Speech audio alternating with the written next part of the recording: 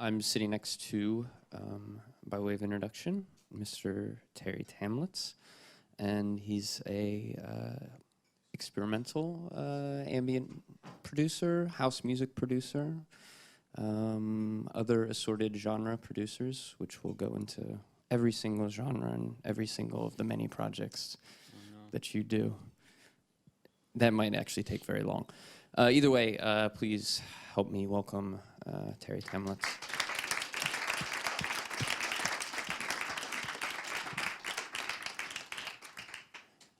So I wanted to begin a couple days ago we talked to Trevor Jackson here, and he talked about how every 10 years or so he got quite pissed off and he would start a new project. And one of the things that you talk a decent amount about is pessimism, and it's how you use it to create some of your work. And I was wondering if you could sort of start from there to sort of foreground what we'll go into later.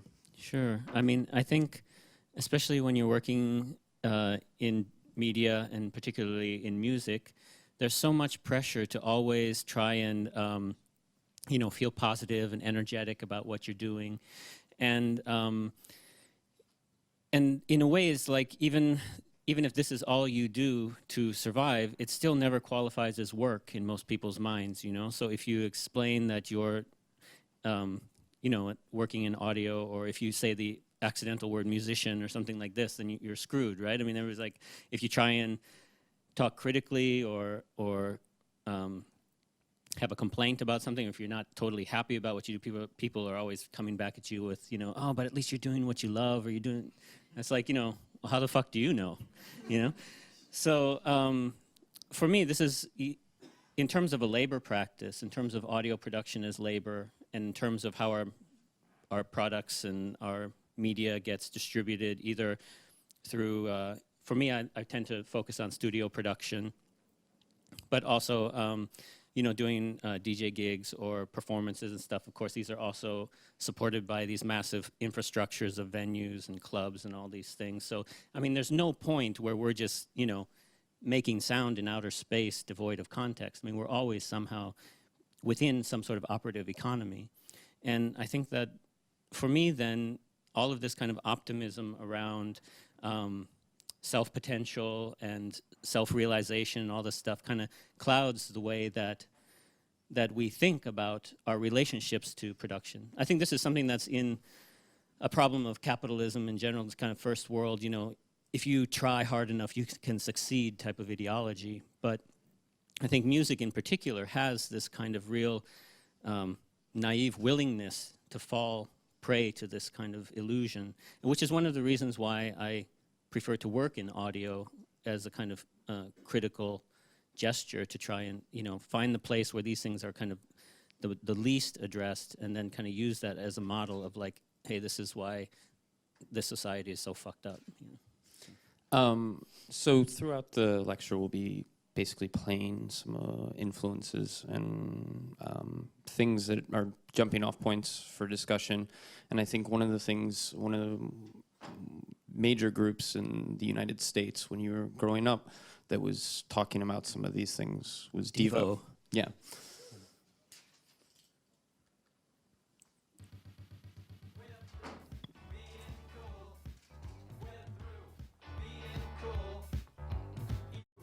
You grew up in Springfield, Missouri, correct? Yeah.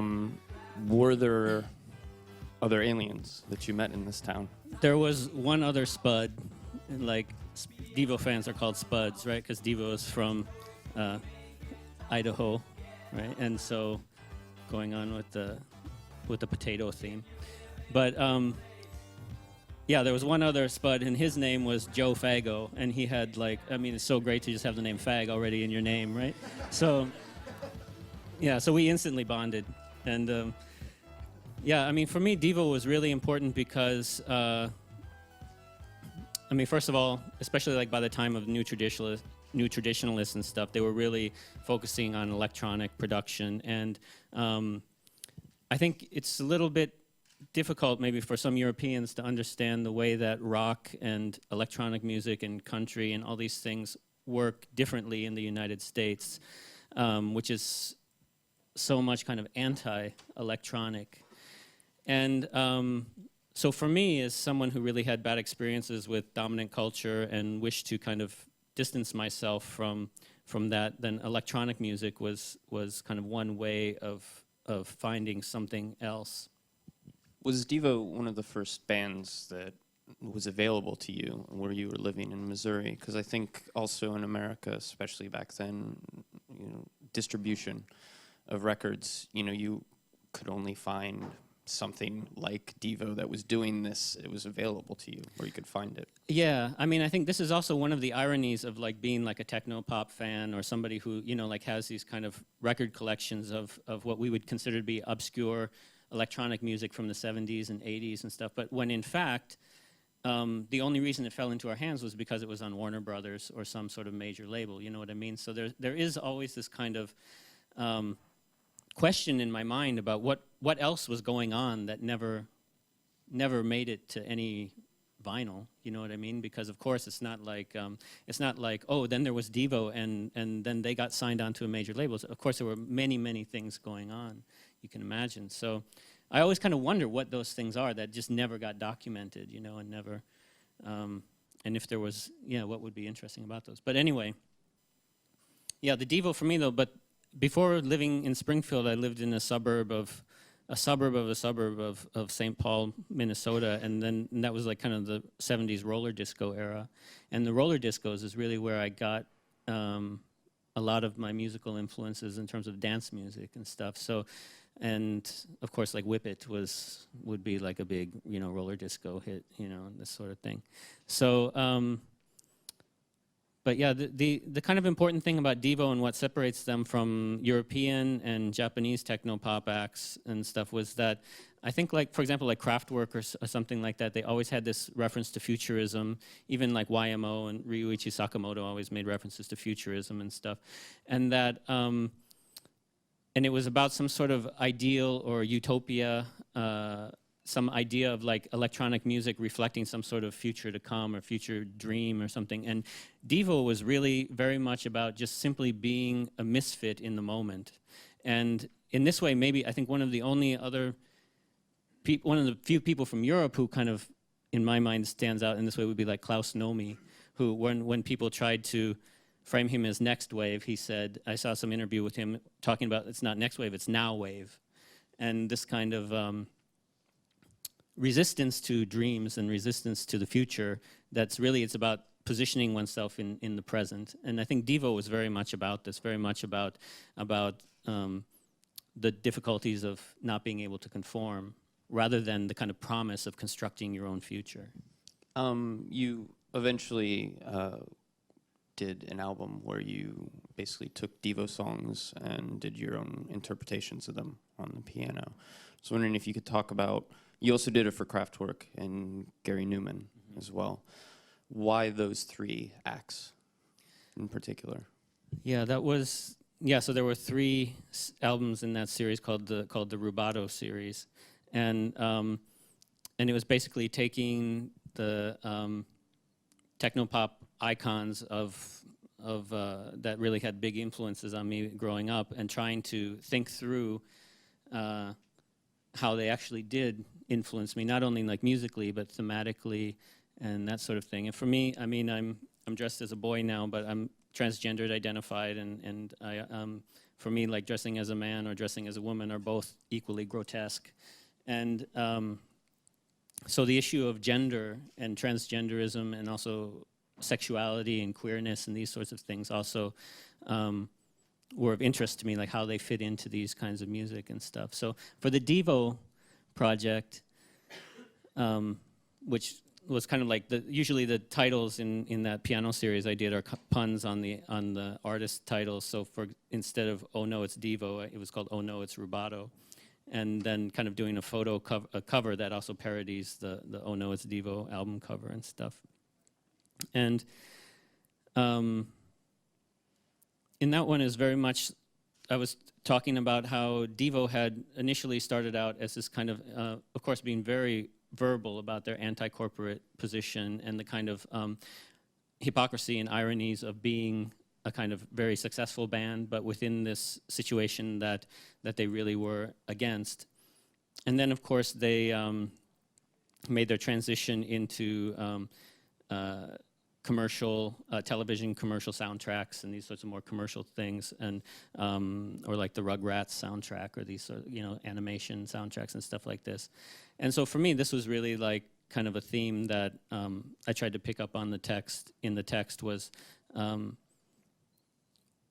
of on the one hand trying to revive them in a way that like try to re-infuse some meaning into these albums that had basically been robbed of meaning in a sense by the way that they had developed their careers afterward. And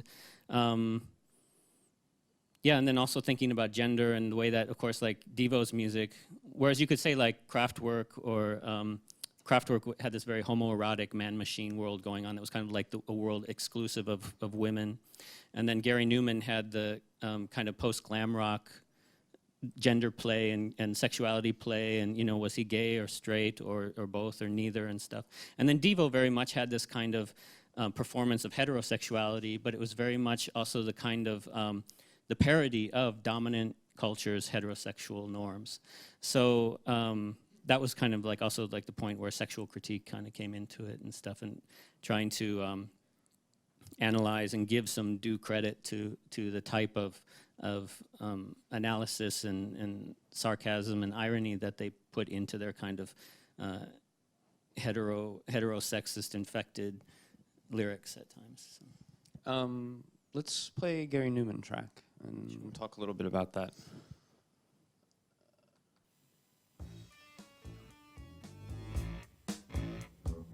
So this is Comatonse. But I think his music, you know, is often reviewed in this way that's like about like being considered to be cold and robotic and electronic stuff. But actually, when you listen to it, especially now that I produce music and know a little bit more about how sounds work and how they're made and stuff like this, it's totally a rock band. You know what I mean? It's totally like it's not relying so much on sequencers as much as you would think and stuff. He has like the live bassists and live drummers and these sorts of things. So it's really different from something like Kraftwerk or something. Although when I was growing up, I couldn't really make those distinctions, you know. So. With the Gary Newman stuff, I think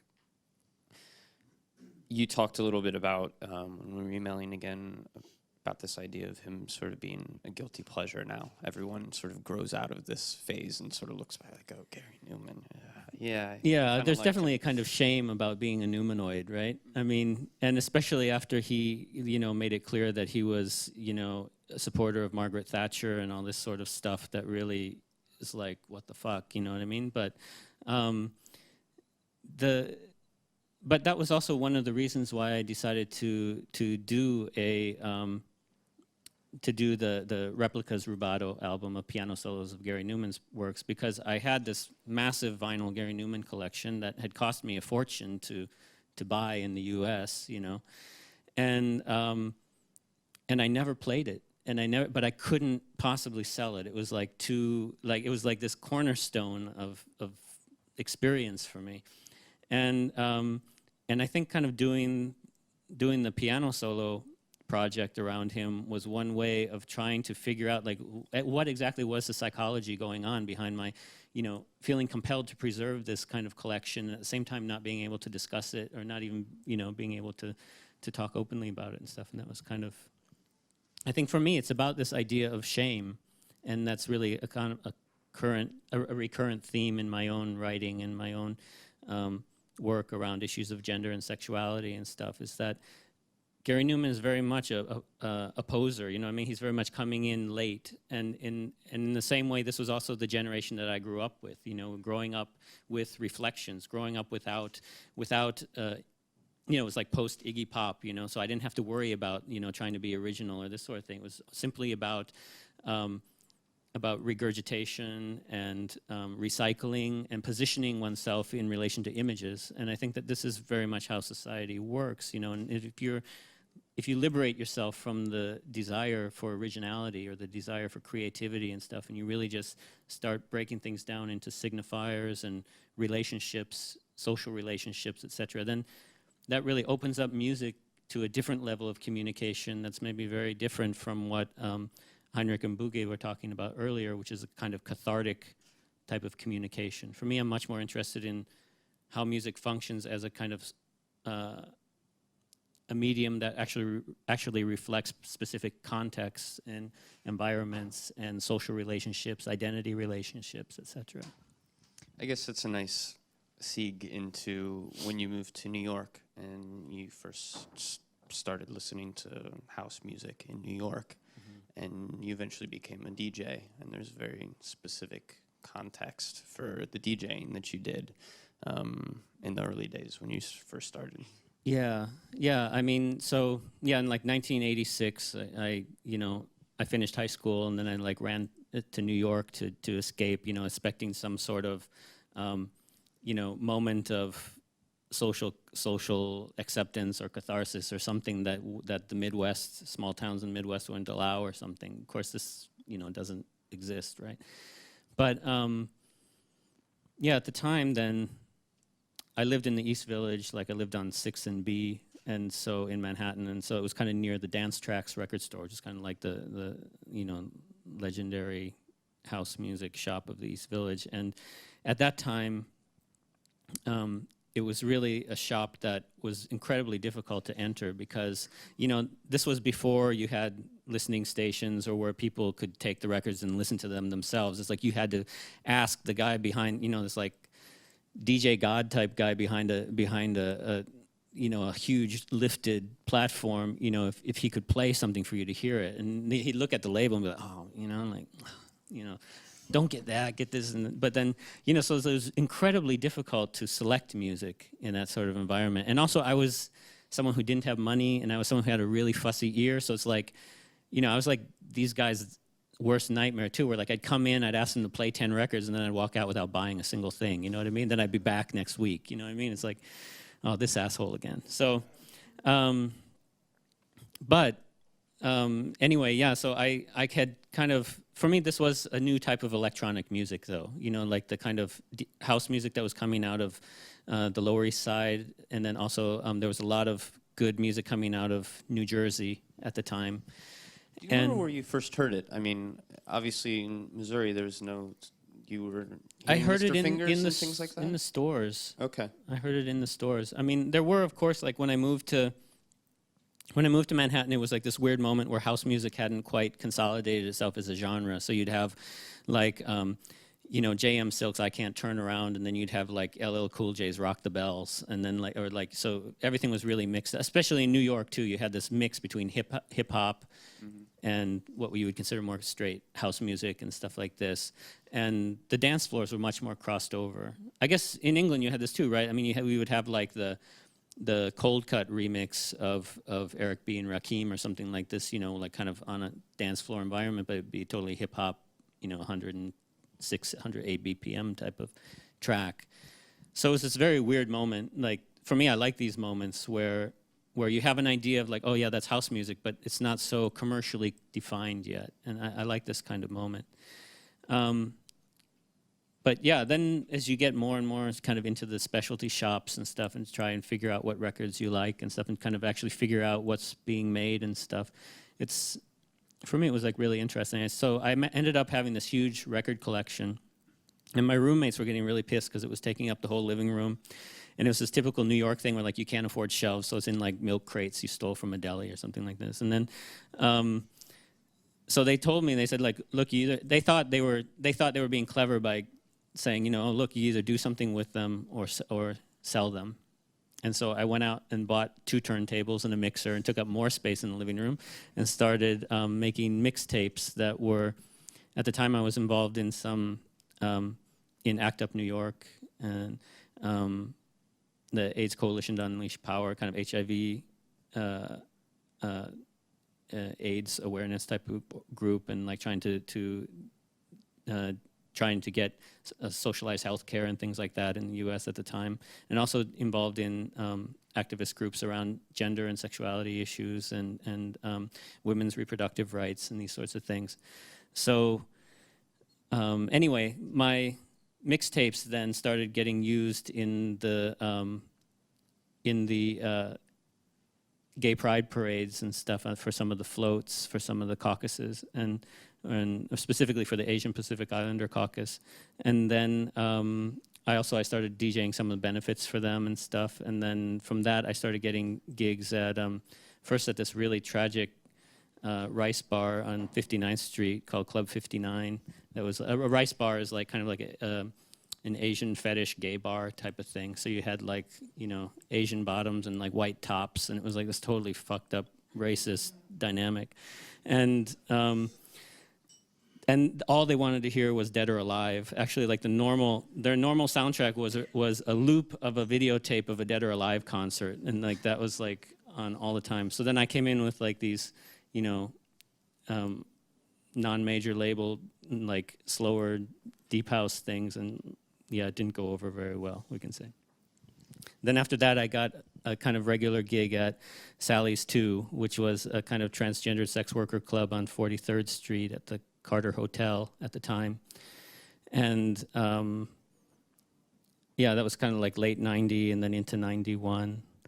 And got fired from that too for not playing major label stuff. But you did get Grammy as like the best DJ, right? Or some underground Grammy. Yeah, I got like the Sally's 2 Grammy Award for Best DJ in 1991. And then a month later I was fired because... You wouldn't play Gloria Estefan. That's right, Gloria Estefan.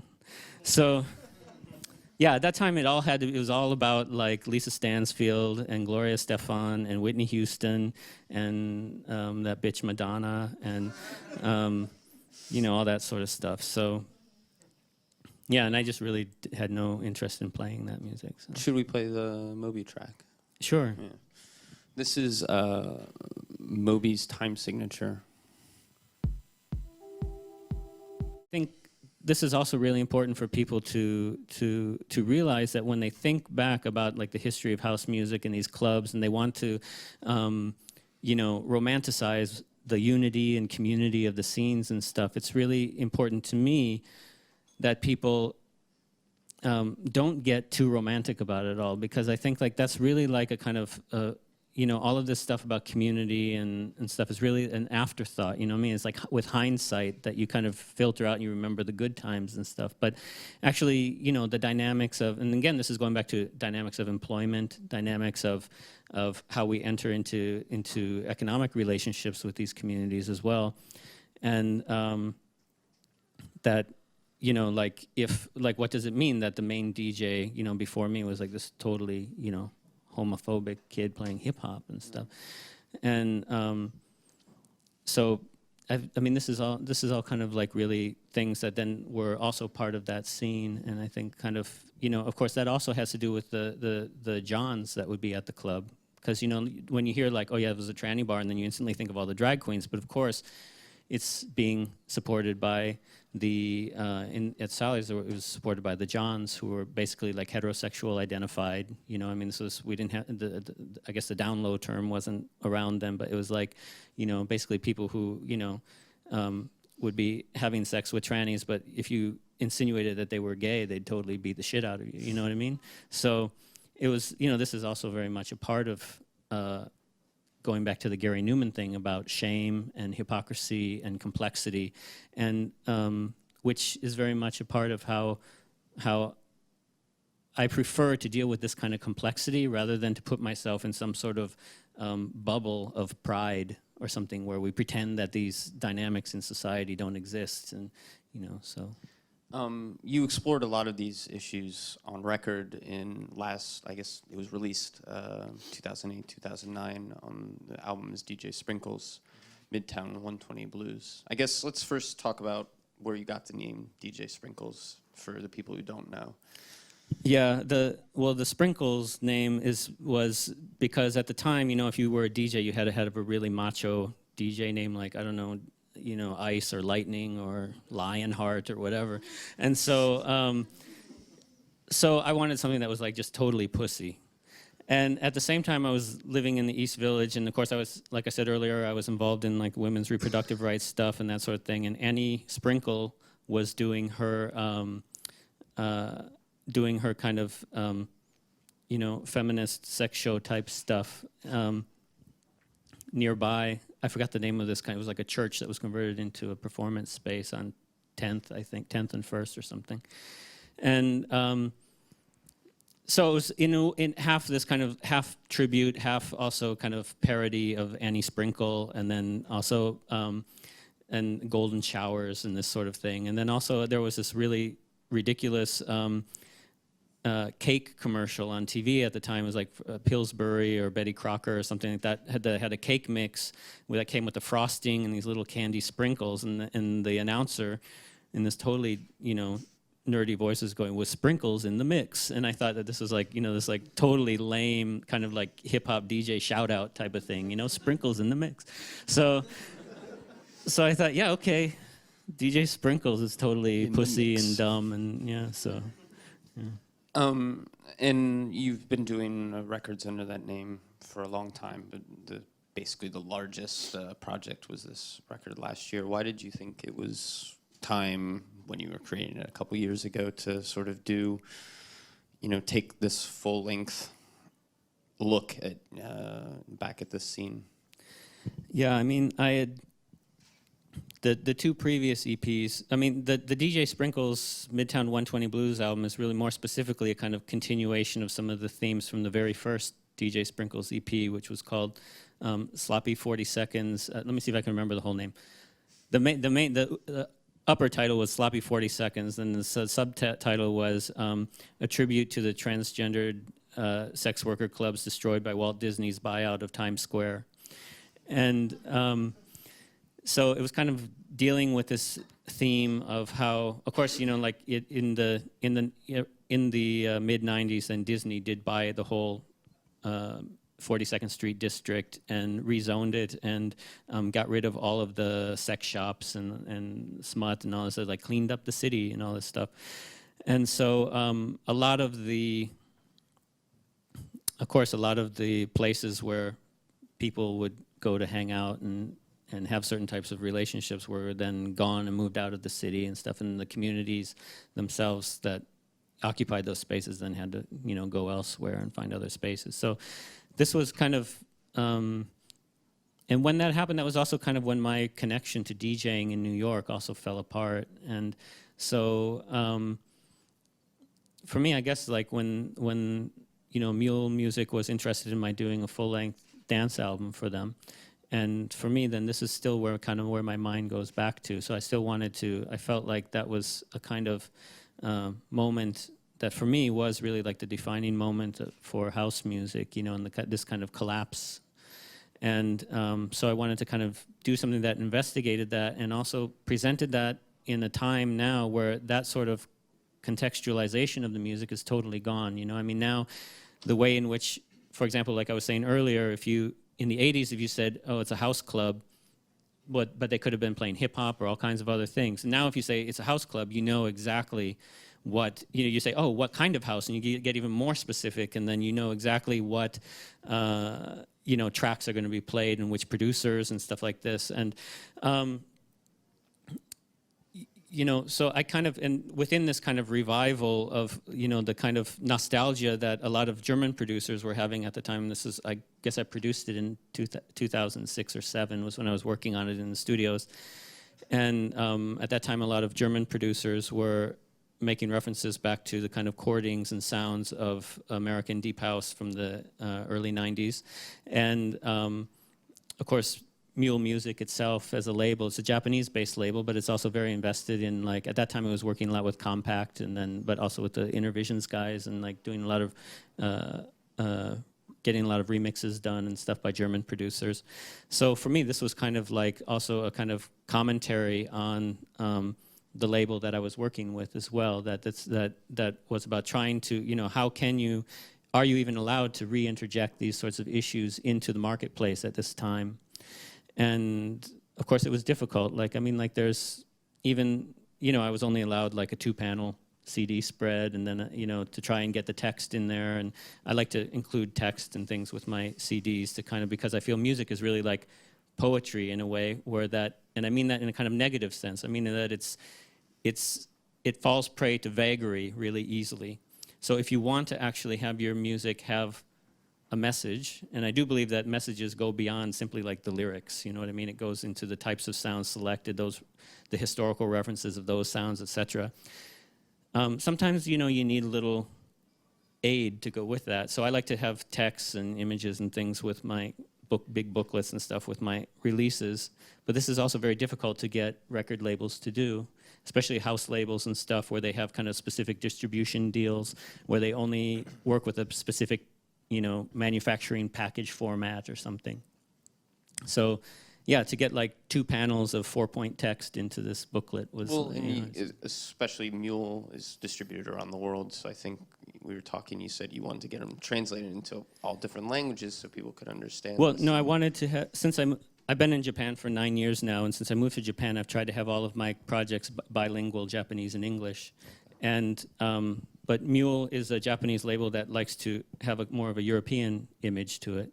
So, you know, for them to have Japanese in the release was like totally uncool.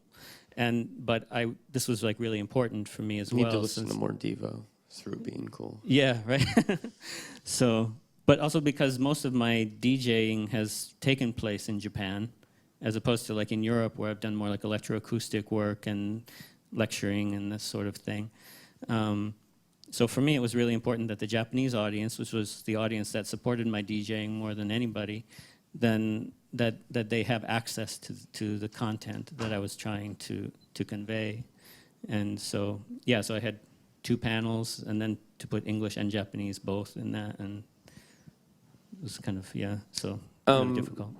Let's just play a little bit of a remix of a European house producer did of one of the tracks on your record. This is Grand Central.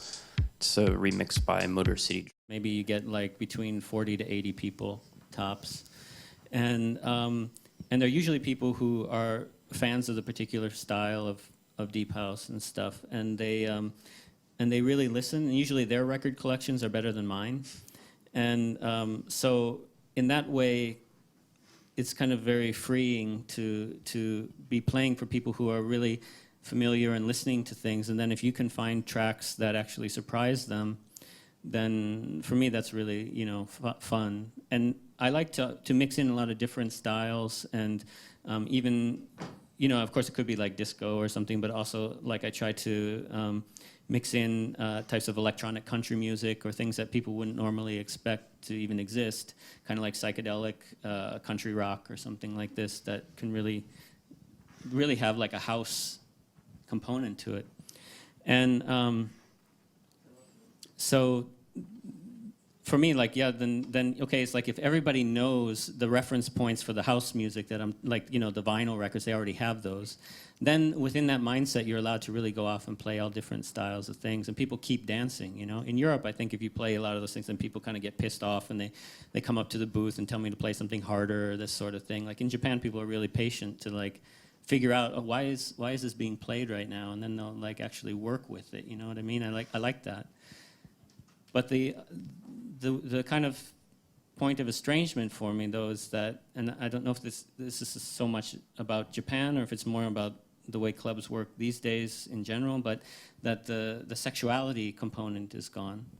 And so, of course, like in the 80s and 90s in New York, I mean, you know, the clubs were all about cruising and hooking up and this sort of thing, which also kind of creates an environment where people won't listen to music, you know what I mean? They just want the music to facilitate a different type of relationship. And so this is like a kind of a really radical shift, you know, in the role of the music within the club itself, you know, where the music has become more important than the relationships between the dancers or the desired relationships and stuff. So, and you know, like these days, people, when they dance, they don't look at each other really. They usually look at the DJ booth and this sort of thing. And this is for me like really shocking, you know. And I think this has to do with kind of a shift in how the DJ functioned in the shift that happened around the mid 90s. And kind of around ambient music, I would say, as well, because you had this movement of, you know, ambient and like the Orb or these sorts of guys who were like doing DJing that was very much, on the one hand, kind of saying, yeah, we're doing this style of DJing to get away from performativity and to get away from a kind of rock iconography of what it is to be an artist in front of people, and kind of going for anonymity and the kind of ambiance of, you know, a John Cage moment or something, where you're trying to shift people's focus towards the environment, right? This was a very anti-performative gesture. But then after 3 or 4 years, you had the Orb on stage with a drummer and a bassist, and it's like, what the fuck, right? So, and then you had, you know, like the Ilbiant scene in New York, which was like this collective scene that was also kind of very much about anonymity. And then out of that, you had, like, you know, DJ Spooky plucked out of that, and this kind of like, you know, DJ stardom thing that came out of all of this music that was supposed to be initially subversive to this sort of artistic gesture. And yeah, that for me was like a real kind of betrayal and a real kind of depressing thing to witness. And so. One of the last things I wanted to touch on specifically with the DJ Sprinkles stuff is the way you recorded Midtown 120 Blues is there was no compression on it, correct? Yeah, unless there's compression in the samples that that's if, you know, somebody made something with compression that I had sampled or something. But Obviously, in a club context, it's murder, right? Because every track is so much quieter than everything else. Yeah, and this is something that's really been true of all. It's not just with the Sprinkles thing, but all of the vinyl that came out of my Comatonse label has never been compressed or anything like this. And of course, this presents a lot of issues when you're cutting the vinyl itself, because on the one hand, the reason I don't like to use compression is because it totally eliminates the quiet passages. And in the music I produce, there are quiet passages. It's not all like really hard thumping type of stuff. And when you get rid of that delicacy, yeah, for me, it's like you're missing something. And then also, and I guess because I grew up with 70s vinyl, I like this style, like the pre-compression engineering, you know? Like if I were to compare like an original vinyl version of some Chicago album from 1972 and then get the remastered version, the remastered one is totally unlistenable because it's all punched up in the high tones, and, you know, there's no nuance to it anymore. So I produce this album like I normally do, with no compression and also I don't have this kind of engineering background. I don't, even if like I had the compressor and all this, I wouldn't know what to do with it, you know what I mean? So for me, I just try to get a kind of sound balance that sounds good on my particular home system. And then maybe I'll play it in a few other kind of crappy speaker things that I have around the house to see what you can hear. Usually you can't hear much, but then I figure, okay, these people will be fucked if they have a stereo like that. And then I just put it out anyway. But I think that this is okay, you know. But yeah, in a club environment, then, like, for example, like in Berlin, there was, you know, I played the Grand Central track, and it totally is like, you know, for the first 3 minutes, everybody's ears had to readjust, and it just, you know, it sounded muffled, it sounded dirty, it didn't have any energy and stuff. But for me, this is also okay, you know. Like I don't feel like I always have to make people dance, or I don't. Actually, if I look at the audience and if I really say, okay, they're really like hyped up at this moment, so I should really play something else to feed into this, I don't have this sense, you know? I don't know if it's because like I just never had the sense for pop music either, or like this kind of, I don't have this mob sense. You don't have the drama button. I don't have the drama button, you know? I just have drama. So, yeah, so if I try to do that, it totally fucks up anyway. So I figure like it's better if I just kind of stick with it and let those moments, those kind of mistake moments happen too, and let those tracks play out as well, you know, because eventually, like, I mean, it may take 7 minutes for people's ears to readjust, but they kind of come around and figure it out, and so, yeah, I like that process. So. Moving to some of the other music you do, you said, you know, if I had a compressor in front of me, I wouldn't really know what to do with it. What is your, you know, musical training, your background, when before you were, you know, first starting to create tracks you had done, right? Yeah, I mean, it's all anti-musical. Like, I did have my first musical memory is being 2 years old. My parents were trying to start me in the Suzuki method for violin. And I remember standing on a black box with holding a violin by its neck in one hand and the bow, probably holding it like with my hands over the strings in the other. and just screaming. And then they said, okay, come back when you're 5.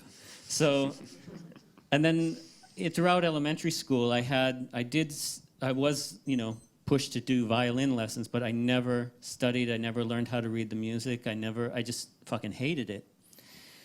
And the only way that I got to quit violin was when I was 13 going into junior high. Then, I told my dad. My dad was the one kind of pushing the violin stuff, and I said, look, I can't do it anymore. I got, I want drums, or I want a synthesizer or something like this. Although if I did have a drum or synthesizer, I'm sure I wouldn't be producing music today either. You know what I mean? But then he said, okay, well, you can quit if you join. You can quit the orchestra if you join the band. And I said, oh, great, there's drums in a band, right? So I said, oh, yeah, all right. But I wasn't allowed to pick my instrument. We had to go to the band instructor and ask what they needed, and they needed trombones. So I got this totally fucked up, rusty, dented trombone that was just the nastiest. I mean, it was so nasty it was cool, but I have to admit, this trombone was fucked up. But in that situation, it was like there were like 4 trombones there, and there were like I was always going between 3rd and 4th chair because me and the other person that were rotating those seats were the 2 people who just never fucking practiced ever, like totally no interest. So. So if anything, it was like a kind of anti-music training. Like it was like everything, like I didn't want anything to do with it. I hated band music. I hated orchestral music. And so when I first started making electronic music, it was very much kind of a reaction against that kind of musicology. And I also felt that, a lot of the electronic music that I liked, even though like a group like Kraftwerk, of course, we know that they're very classically trained and professionally trained, and they also had this other kind of krautrock background and all these, we know all this. But at the same time, what they did was also something that was going against the rock guitar or this kind of singular, star moment. I mean, Kraftwerk functioned as a unit. They didn't function as so much as like, one person stepping forward, not that you could detect from the records. And I liked this kind of anonymity and this kind of anti-authorship idea.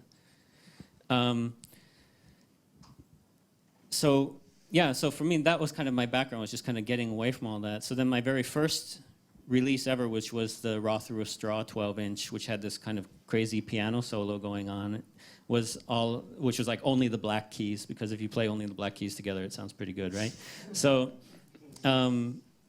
doing this kind of piano playing and this kind of set the tone for most of the music I do, which is that, there's a very fine line between,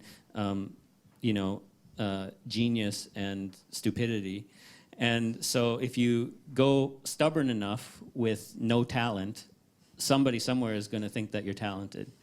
And this is very much how I approach music, that it's not so much about having something inside that you're trying to get out or this sort of thing, that it's really more about the relationships that we build around certain sounds, like maybe like, for example, like Henrik was talking earlier about this kind of moment where, like, let's say if on stage him and Bugge have a moment where they connect or something, and then the idea that, well, probably an audience might also connect at this moment, which is true. We have these kinds of moments, but the audience, what that audience is not people everywhere. You know what I mean? Like, we might be able to pick up on that moment that they're talking about, but my mother couldn't, or my father couldn't, my grandparents sure couldn't. A lot of the people around me who like different styles of music couldn't pick up on that moment. And I think that this is also something that we need to keep in mind and use that to inform what we do.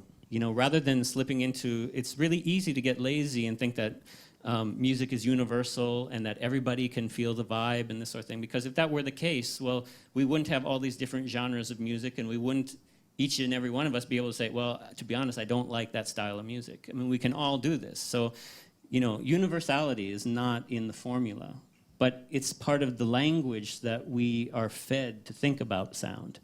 And I think this has a kind of danger to it. And that's something that I try to clarify and work with in my projects. I think this might be a nice gateway to talk about Ultra Red and some of the stuff that they're doing. This track is called "Can You Feel what time is, in parentheses, it. So this is basically a remix of Can You Feel It? Yeah, it's based the things that came out as 12 inches on my label were things that were actually that other people had asked me to produce. Like I think like 2 or 3 of the EPs on my label were things that Joe Clausell had asked me to produce, and then when he heard it, he didn't like it, so then it came out on my own label or something. But like this sort of situation is kind of typical, like where I would produce something and then kind of maybe try and shop it around a little bit, but if nobody was biting, then I tried to put it out on by myself. And yeah, and I've always had a very complicated relationship to distributors, though, because I just do not trust distributors at all. I mean, every time that I've given them product to try to sell, the way the distributor situation works is like, they never sell anything, and then B, the returns never come back. C, the payments never come. You know, they don't pay you for the returns that they didn't send back then. And so it's really like distributors, in a way, really, especially this was like in the 90s and things, they really relied on this continual supply of records from people who were just willing to get their stuff out there. You know what I mean? And like continually providing them with content in the same way that people provide content to MySpace and all these sorts of things for free. Which, when at the same time, you know, like on the internet and stuff, of course, they're making money, royalties from advertising and all these sorts of things. That in terms of the distributors and stuff, then, you know, that it was always like the people who had the most to lose financially, the people who were in the most tenuous situation, that would get the least back, you know? And so for me, it just didn't make sense to produce music in that way, and it still doesn't. So if I can't get a distributor to pre-order and prepay for a release, and then I would take that actual prepayment to manufacture it, then I won't release it. For me, it's not that.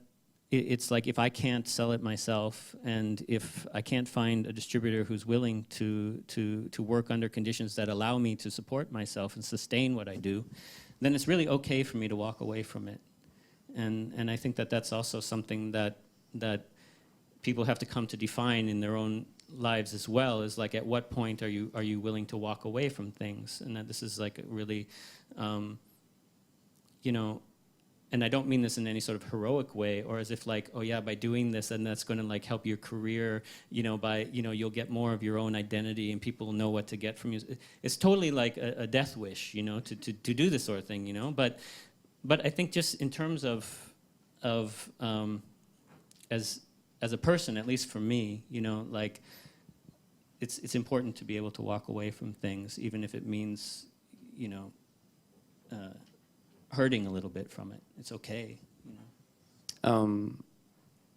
Speaking about distributors and not being able to sort of put out things in the way that you want, the 2 releases on your label recently, or ones coming up, that I think are rather interesting examples of what we can, you know, do nowadays and taking advantage of formats. One is Dead Stock Archive, which you put out, I guess, or was commercially released early last year.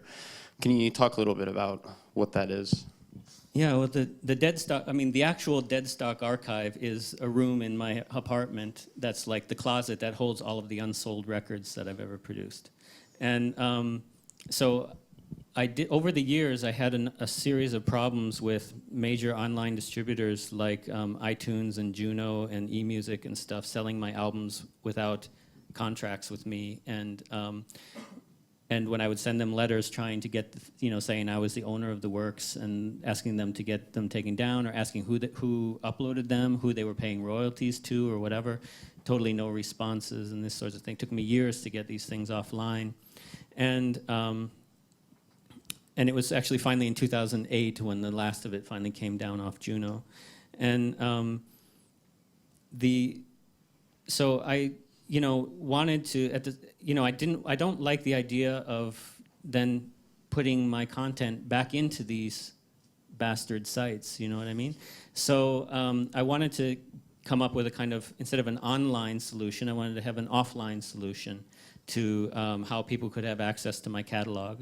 But I also wanted to get away from this idea and the way that online distribution works, where everybody's looking to just kind of get more for their money and get like a quick download and you know, more and more content for less and less. Like now you have like not only the CD length, which is twice as much the length of what a vinyl record used to be, but then you also have the digital exclusive tracks and blah, blah, and blah, blah, DJ mixes and podcasts and stuff. Like the podcast for that resident advisor finally pulled out of me after asking me for them for a couple years.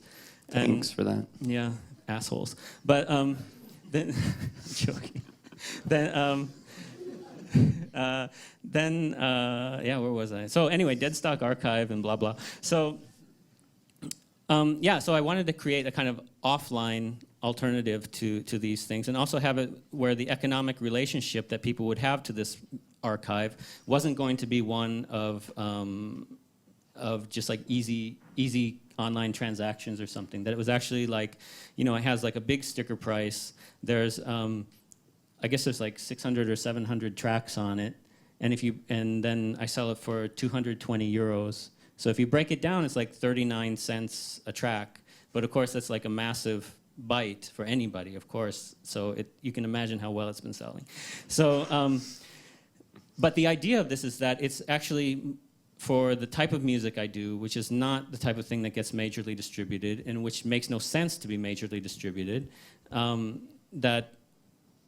it's really about trying to encourage an economic relationship with the listeners that is about sponsorship and about taking a kind of different economic relationship to the production of what you're listening to.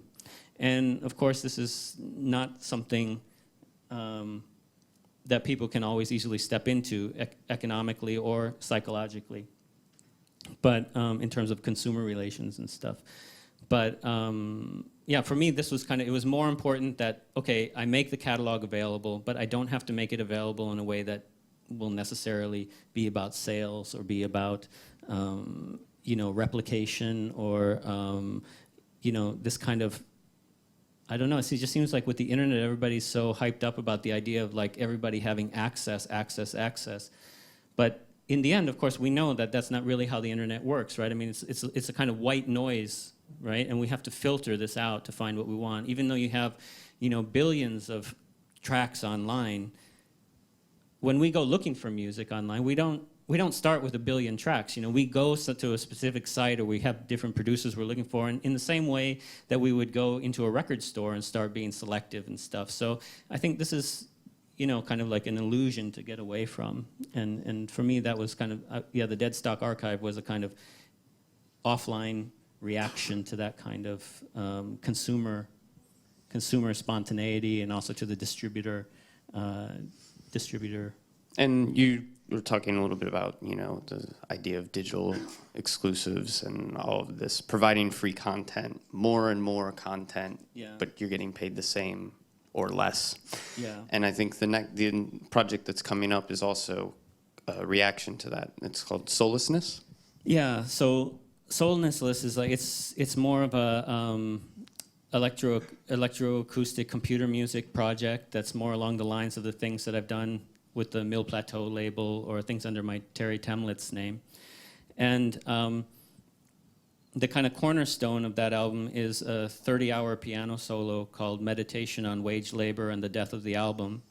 And it's the reason why it's 30 hours long is because it's about this idea that the album as a format has always followed the time limitations of the media of the day. So for example, an album up until the advent of the CD would have been like a vinyl record could hold about 36 minutes of audio at good quality. This is why when you get an old CD and you put it in, you think, oh, fuck, there's only 35 minutes of music on this. But at that time, when that album was made, that was an album. And now and then with CDs, it instantly went up to about 60 minutes, and then you have, you know, the pressure to kind of fill up the whole 80 minutes of the album. And then now with the MP3 era, you have the CD plus usually the online includes the digital exclusive stuff. And so as producers, we're encouraged to produce more and more and more content. At the same time, our advances and royalty rates and all these things are either stagnant or going down. So this kind of creates a crisis, a labor crisis, I believe, in the music industry. And So in thinking about MP3s, of course, there is this way that we usually think about MP3s for a kind of convenient download of small files. But it also presents something that was, until now, totally impossible, which was to have, at this point, there's a 4 gigabyte file limit with the FAT32 system requirements that where 4 gigabytes is the maximum file you can usually open on a Windows or Mac machine. But at 320 kbps, that's about 30 hours. So I wanted to make then, to explore what a full-length MP3 album would be if we pursue the MP3 as the new time duration that sets the standard for albums. So like, theoretically, all albums, the standard length for all albums from here on out should be 30 hours, right?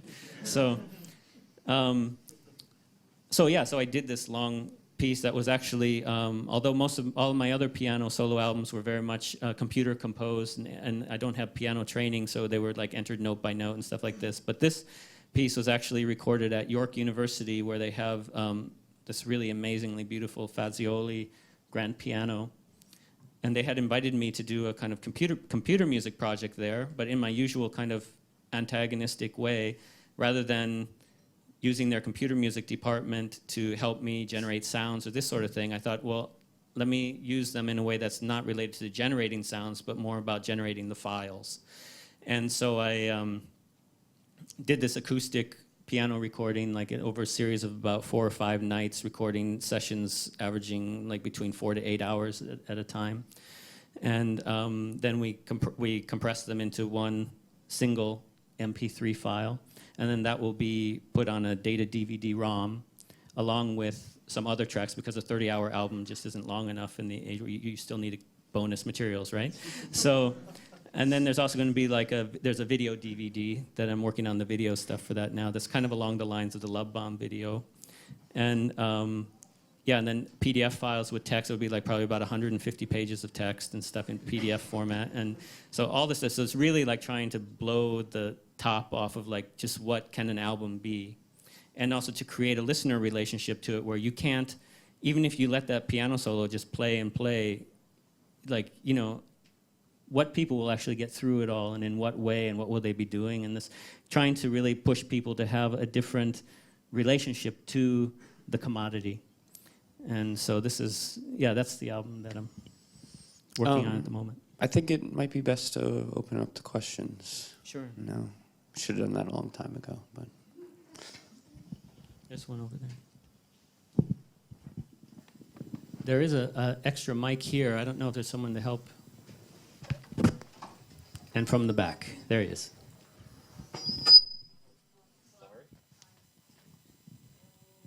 Oh, take the microphone from the gentleman behind you, please. Sorry. That's better.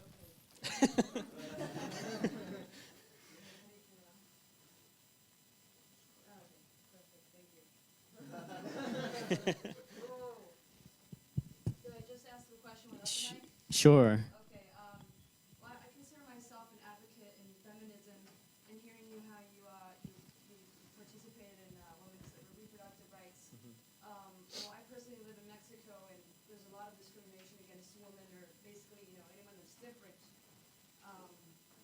What advice do you have for women that are looking, you know, to, you know, feel sexually, you know, like active without feeling embarrassed, or what are your just advices against discrimination in general? Are you talking about in relation to audio production, And, or? no, just in like generally, like. Well, I think, like I said, for myself, and in my own, like for example, with my own gender, I identify as transgendered, but at the same time, you know, I'm not interested in hormone therapy or surgical transitioning or these sorts of things. I'm interested in transgenderism as a form of critiquing gender relationships. And same with my sexuality. I identify as pansexually queer. You know, my relationship to the kind of heterosexual, homosexual binarism is, I really feel it's like an ideological front. I don't think people's sexualities are that rigid. Otherwise, you know, we wouldn't have Olivia Newton-John in the world, right? So, but for me, then, the question really isn't about how to be comfortable or how to have pride. I think it's more because I think, like, our happiness doesn't really rely on pride in the way that we're kind of taught that it should, you know. And so I think, because also I think we get a lot of, especially when it comes to issues of sexuality and gender expression and stuff, that the ways deviance also plays a part in this, and what is deviant is also something shameful usually. And so for me, this kind of complexity, trying to analyze in oneself, maybe what are the things that that are gratifying, that rely on a connection of deviance, and what are the things that are gratifying to a person that rely on a kind of programmed model of acceptance or something, then these are kind of the spaces where I think people can then find their way of talking about these issues in a way that's constructive for themselves. I don't know if this is making sense or not, but yeah, I think that, you know, on the one hand, you know, there is this desire, especially if you're involved in activism and stuff, there are very much these ideals about community. And there are also, you know, most activism around these sorts of issues is focused on concepts of legislation. And when, in this era, legislation also always tends to follow a kind of humanist model of, that tends to go on the I can't help it idea, right? Like it's a biological essentialism that's like, oh, you were born a woman? Well, you couldn't help that. Okay, we'll give you rights. Oh, you were born black? Okay, well, you know, we'll give you rights for that. Or you were born gay, right? Oh my God, so okay. Or you were born transgendered? Oh, yeah, you have gender identity disorder? Okay, then you qualify for rights or something. But where in all of this do we get to a point where we're legislating based on our capacity for respect and choice? You know, these are totally absent from that legislative strategy. So while on the one hand we might involve ourselves in types of political work that are about a kind of legislative right, I think it's also important to have a parallel involvement in tearing that down and destroying that, and in a way that is about complexity and real respect, as opposed to simply you know, saying, oh yeah, I couldn't help being, you know, oh my God, who would want to be a woman? Oh yeah, so you poor dear, we'll give you rights. It's totally patronizing, this kind of system, you know, the democratic humanist system that we have now is totally patronizing. And I think that is also why I think, you know, the whole pride movements and all this sort of stuff is really, there's something suspect about it. So, yeah. Thank you. Do you feel like music is a really good way of transmitting these messages? I mean, no. I mean, my interest in music, like I kind of hinted at earlier, is that I feel that as an industry, for example, I actually come from a fine arts, visual arts background, where, of course, I was, when I was studying in college, and so I was very into constructivism and the kind of a kind of rejection of futurism. If futurism was associated with fascism, then constructivism was associated with socialism and a totally different aesthetic and socio-political framework. And there were all of these texts and things written around like 1910, between 1910 and 1920, that thoroughly deconstructed and critiqued and analyzed the art industry that was then, you know, the collectorship industry that was emerging then, in a way that's completely relevant today, and where most people in the visual arts world are totally familiar with these arguments, but it hasn't changed a fucking thing. They just don't fucking care. And so for me, this was like just too like idiotic and frustrating to deal with. So then in thinking about this sort of, you know, the way in which in the arts you had all of this discourse, but it didn't amount to anything. And then at the same time, on the kind of pop level, culturally, you had music where people were still believing in heart and soul and, you know, like things coming from within and just wanting to express yourself and all these things that are, that you know, would have also fallen under the critiques that existed in the art world, but just never reached the music world. So for me, music was in a way even more backwards than the visual arts, but it at the same time had much more mass appeal. And this for me was like kind of an interesting paradigm or crisis in a way of, if I'm really interested in these issues, where is like the place where these issues are the most desperately needed and also the least likely to be heard and least likely to be tolerated in a way, And so that's how I came to music, not because of its openness, but because of its conservatism. Hello. Hi. I'm just a bit curious. Where can you find that electronic country music that you mentioned before? Well, like one of my favorite electronic country musicians is Michael Nesmith from the Monkees. And also there's also some, for me this would qualify as electronic, where like you had some things like, for example, like Tex Ritter's recordings of rye whiskey often had, when he's yodeling, the microphones were very poor and would distort the sound in a way that it became a kind of electronic frequency of sorts. Or also with, what's another example? I forget the name of this guy. There's this one song called You Only Want Me in the Summertime by, I can't remember, it's like the early 60s kind of country guy. And it's totally a house beat, I mean, it's totally like 4 on the floor.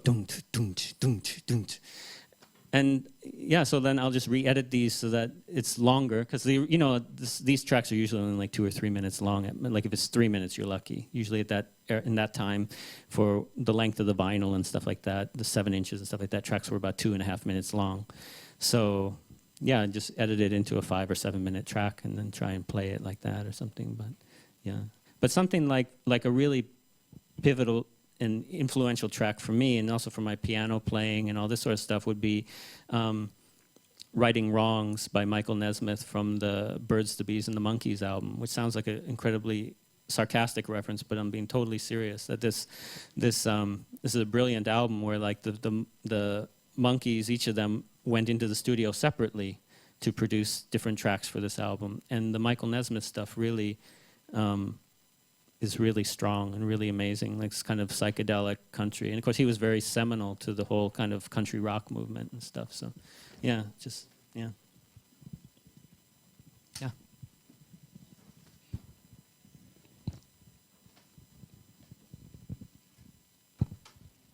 Hi, I wanted to go back to something that you said early on in the lecture, where you said you're not interested in originality. And I asked because I have a very dear friend back home, and we have bitter fights only about this. Like, this is the only thing, and he uses the exact same words that you did. Mm-hmm. And I normally, I have the last word because What's his number? I shut him up by saying, you're a banker, you don't know what you're talking about. So, I mean, I do want to understand. I really do want to understand. So if you could. Yeah, well, I think, that the way that individuality functions, particularly within that it functions in relation to a very specific Western historical narrative about, that, of course, led into the whole kind of humanist approach. And it's also very tied into our economic relationships, right? Like under capitalism, and even the way that capitalism is feeding to third world nations and stuff too, is like the promised way to get out, right? If that everybody has the access to a potential success or something like this. And I think that within creative medias as well, even this word creative, I just fucking hate it, right? It's like, it's really problematic, I think, because it's, first of all, because the history of creativity under patriarchy is what I think is basically a kind of uteral envy of male creators, right? To give birth. But also, I think that then, all of these fictions about the fact that within a social environment that relies on connectivity, that that the language that we use to say that we all exist together is about individuality, that there's some gap going on, and I think that gap of being an individual within a society is something that clouds relationships, and that, in a way ultimately feeds into our developing these lives that are very much about the nuclear family, having, having your own little life that's about your own house, your own cars, your own property, your own children, and which is also about a property relationship, about passing on property, etc. And that all of these things, I think, are tied into this notion of creativity and individuality and all this stuff. And so I don't think that, I think most people want to think of it as a way of getting away from that. You know, to be individual is to not be a robot or to be totally different or something. But usually when people really pursue these things, they end up more robot-like, I think, in my mind, you know, like, because there's a very strict pattern of what it takes to be individual. And, you know, we know the signifiers of it. We know the hairstyles, we know the clothing, we know the music tastes, we know the, you know, if you're using a Mac or a PC, or, you know, if you have an iPhone or not, or these sorts of things. That, of course, these are, you know, very established things that we project our identities through. So, yeah, I don't know. But I mean, if you think about, if you kind of read a lot of, maybe like a good article, very old one though, would be The Art Scab by George Grotz, is from about 1917, I guess.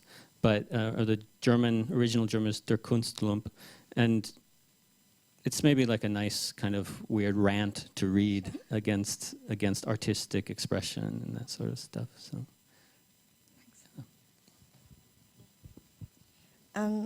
One thing you said, that music is not universal. I found that very, very interesting. And with the widespread of popular music all over the world, I find that there's many times a disconnect with more traditional, older music. Like, we listen to the notes and we're like, oh, that's off, that sounds off, and why would they use that note, and that type of thing. And do you just see this as I wonder, problematic, or just progression, or just, you know, the way the world is? Like, what's your view on that? Yeah, I think, I mean, when it comes to world musics and stuff like that, especially since so many of our relationships to these musics are also through those same commercial distributing agencies, like, you know, it's like a section in HMV or something like that, that it's very important, first of all, to complicate the difference between, for example, picking up some type of world music in a record shop to experiencing it within, like, talking about like the local music of where somebody grew up or something. Like for me, like growing up in Springfield, Missouri, and my mom does folk music and hammered dulcimer and stuff like this. There's a big difference between the way my mom plays it, which is really fucked up but interesting in a nice way, compared to when you buy a bluegrass record from a record shop or something like this, or this kind of gap. So I think, for me, it's not so important that, or for me, what I mean to say is that I feel that the idea that, for example, all music must be important everywhere in the same way, and must be respected in the same way, that this is kind of like also a trap of humanist thinking, I think, where like everything becomes kind of conflated to the same level. And of course, when of course the real power dynamics around those intercontinental relationships are not equal at all. So in a way, to kind of avoid that kind of propaganda of saying, hey, we're all equal and stuff, because the ideal of wanting to be equal is radically different from saying, hey, we are all equal, because we're totally not. I mean, the systems don't allow us to be. So I think rather than clouding that up with idealism, it's more important to then think about, oh, this music is really, you know, takes on a specific meaning in this context. And outside of that context, it takes on a radically different meaning in relation to usually like industrial distribution or something like this. And that was also something I was trying to get at with the DJ Sprinkles album, was that house music, for me, had a very specific relationship to transgender sex work, HIV, AIDS activism, this sort of stuff. And that was completely lost in 2010 music distribution. So then the problem then becomes not so much what's special about that music, but what's special about our relationship to that music in the place that we're listening to it right now. For me, that kind of becomes a more productive way to talk and think about music. So rather than trying to invest sounds themselves as some sort of magical, ethereal quality that can transcend time and space, because that sort of thinking, in the end, I think kind of hides the real power dynamics that need to be addressed, that need to be changed, that we would want to be changed. You know? So.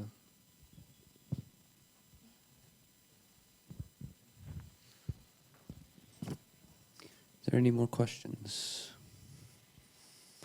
Okay. Well, thank you very much. Thank you.